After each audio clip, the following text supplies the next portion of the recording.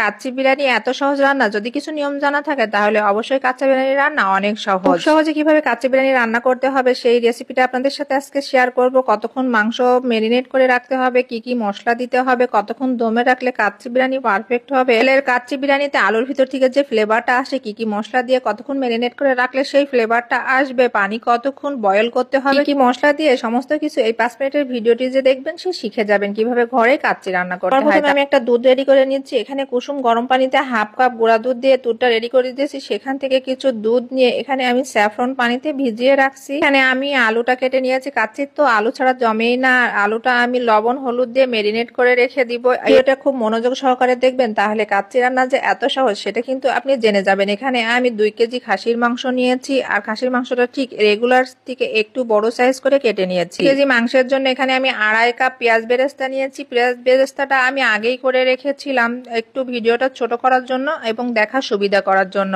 এখানে আমি 2 চামচ পরিমাণ স্পেশাল কাচ্চি বিরিয়ানির মশলা ব্যবহার করেছি, যেটা আমার পেজ বেস চ্যানেলে আছে, দেখে নিতে পারেন। এখন দিয়ে দিয়েছি 2 চামচ শুকনা মরিচের গুঁড়া, 2 চামচ লবণের পরিমাণটা কাচ্চি বিরিয়ানি একটা পারফেক্ট ভাবে না হলে খেতে ভালো লাগে না। 1 কেজি মাংসের জন্য 1 চামচ পরিমাণ লবণ দিলে যথেষ্ট। এখানে আমি আরো দিয়ে দিয়েছি 1.5 কাপ পরিমাণ টক দই, 1 চামচ ফ্লেভারের জন্য দিয়েছি কেওড়া জল। আর এখানে আমি যে তেলটা ব্যবহার করছি পেঁয়াজ ভাজার সময় যে তেলটা এক্সট্রা থেকে যায় সেই তেলটা, আর এই তেলটা ব্যবহার করার চেষ্টা করবেন বিরিয়ানিতে, তাহলে ফ্লেভারটা আরো বেশি ভালো হবে। এখন অ্যাড করে দেবো সমস্ত গোটা মশলা, দারচিনি, তেজপাতা, লবঙ্গ, গোলমরিচ, এলাচ, আরো দিয়েছি কাবাব চিনি, বেশ খানিকটা জয়ত্রী দিয়েছি। জয়ত্রীটা দেওয়ার চেষ্টা করবেন, এটা না দিলে বিরিয়ানির ফ্লেভারটা একেবারেই ভালো আসবে। এখন যেটা দেখাচ্ছে এটা হচ্ছে জয়ফল। জয়ফলের ভিতরটা, উপরের খোসাটা ফেলে দিয়ে ভিতরে যে অংশটা থাকে সেখান থেকে ছোট্ট 3 টুকরা দিয়েছি। এখানে জয়ফল কিন্তু দেওয়া যাবে না। দিয়ে দিয়েছি বাটা মশলা। বাটা মশলার মধ্যে আমি 2 রকম বাটা মশলা ব্যবহার করেছি। এখানে 2 চামচ পরিমাণ দিয়েছি আদা আর রসুন পেস্ট। এখন হচ্ছে সবকিছু মাখানোর পালা। মাখানোটা এমন ভাবে মাখাতে হবে, প্রথম দিকে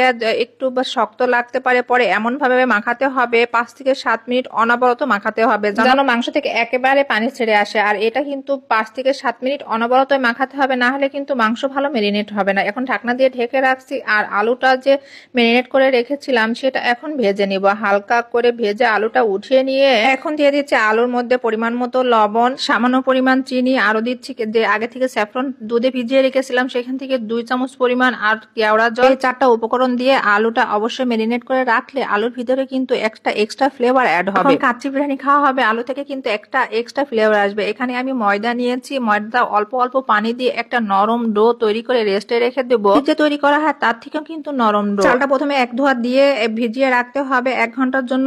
এই প্রত্যেকটা স্টেপই কিন্তু ফলো করতে হবে, না হলে কিন্তু কাচ্চি বিরিয়ানি খেতে ভালো লাগবে না। এরই মাঝখানে আমার 1 ঘন্টা হয়ে গেছে। আমি পানি